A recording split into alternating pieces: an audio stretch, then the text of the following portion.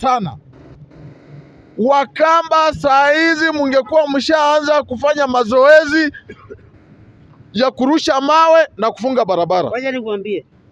Saa hizi mungekuwa munaenda kwa polisi pale Matu police station ama Ikudha, munachokozana na polisi, wanarusha tear gas, inakuwa kama mchezo wa paka na panya.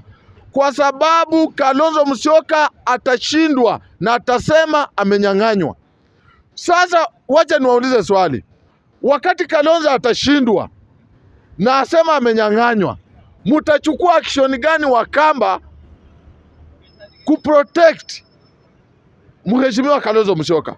Kwa sababu sisi Waluya, sisi Wajaluo hatuwezi amuka asubuhi kupigana atukuandamana kwa sababu Kalonzo Musyoka amenyang'anywa. Hiyo msahau. Na ndugu yangu, jamii ya Wakikuyu, in fact wale ndio wazi kama walimpichi Gachagua na hawakutokea. Kalonzo Musyoka, ujue wewe uko peke yako. Anza kutrain watu yako vile wanaweza rusha mawe, vile wanaweza anza kufukuzana na polisi, waanze kuzoea tear gas mapema. Kwa sababu William Ruto anaenda kuwashinda asubuhi na mapema. Niliona ndugu zangu wanazunguka Kenya mzima. Agenda yao ni moja tu, wanasema one term. Wanasema one term.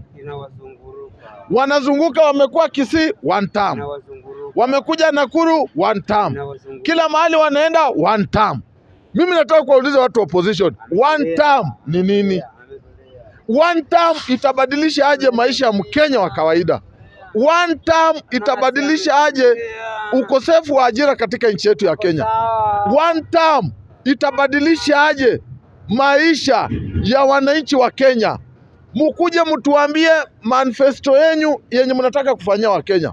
Mtuambie ni kitu gani ambao William Samoei Ruto amefail. Mtuambie hapa imefail, tukichukua uongozi tutafanya hivi na hivi na hivi. Nyinyi hamuna akili, mnashinda mkituambia ati mkichukua uongozi ati affordable housing mtaangusha. Affordable housing mtaangusha aje na imejengwa na ushuru ya watu ya Wakenya? Hizo ni taarifa, hiyo ni kuchanganyikiwa ambapo mmechanganyikiwa. So mimi nataka kuambia mtafute manifesto mzuri ya kuja kuambia Wakenya. Najua mtakwama, lakini ndio msikwame kidogo tu ndio muone hamtakwama. Mtafute manifesto ya kuwauzia Wakenya Kenya mzima. Kalonzo Musyoka, nimeona ni kama unalala. Fred Matiang'i unalala. Juzi umekuwa mkutano hapa, unapewa microphone, hata haujui unasema nini, haujui unaongea nini. Na nyinyi watu ndio watu ya opposition wametegemea ati mtakuwa flag bearer. Kwa hivyo mimi nataka kuambia nyinyi mtulie mpaka 2032 huko ndio mwanze kujipanga. William Samoei Ruto aende mpaka 2032. Mr. Speaker, nikimalizia, nataka kuambia Wakenya na nataka kuambia vijana mara nyingine tena. Vijana mutafute vitambulisho na mutafute kadi ya kupiga kura. Mkuwe na kadi ya kupiga kura na mkuwe na vitambulisho.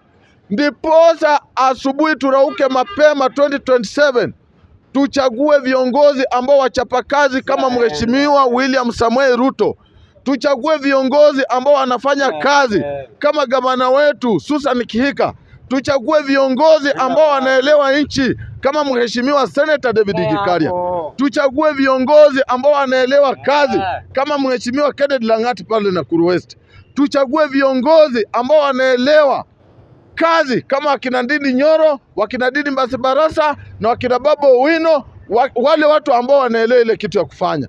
Tusichague viongozi ambao tangu waingie bunge hajaiongea hata neno moja.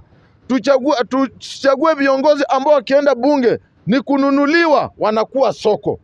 Sasa ni busara yetu kama Wakenya tuchukue vitambulisho na tuchukue kadi za kura ili tuchague viongozi. Mr. Speaker, asante sana. Mimi kwanza nataka kuchukua hii fursa kutuma risala za rambirambi kwa familia ya Mheshimiwa Johana Ng'eno. Ng'eno alikuwa kiongozi mzuri sana, kiongozi wa kitaifa ambao tunamheshimu sana. Na mimi nataka kuambia mtu wa mashareholder, mtu wa koti kubwa, wewe ulipewa nafasi na nani kuannounce kifo ya Johannes Ng'eno wakati serikali ijathibitisha? Hiyo ukora yako ambayo tunakujua unataka kujipendekeza kwa jamii ya Wakalenjin, hautafaulu. Na mimi nataka kuambia jamii ya Kipsigis ya kwamba ile ilikuwa ajali, ile ilikuwa accident, na accident inakuanga tu accident. Kifo kama imefika, mtu atakufa. Hata yangu ikifika, mimi nitakufa. Isifike wakati muanze kupiganishwa, ati mtu anaanza kusema ati Ng'eno ati ameuliwa, ati sijui na serikali, ati sijui mashamba, ati sijui nini, ati alikuwa anatetea sijui watu wake ndio imefanya. Ile ilikuwa tu kifo ya mheshimiwa, na Mungu alaze roho yake mahali pema peponi. Asanteni. Thank you.